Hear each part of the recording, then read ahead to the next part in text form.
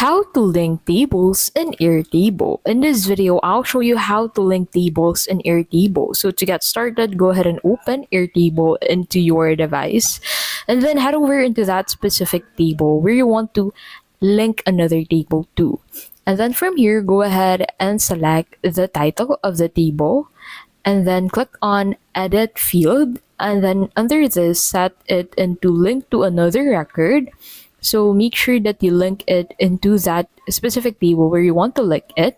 So you can name it in here if you don't have that specific table yet. You can also select it from here if you have that already, and then click on save, and that will allow you to take that data from there to this table. So in this table, you can add more fields wherein you can fill in the information of the specific team members.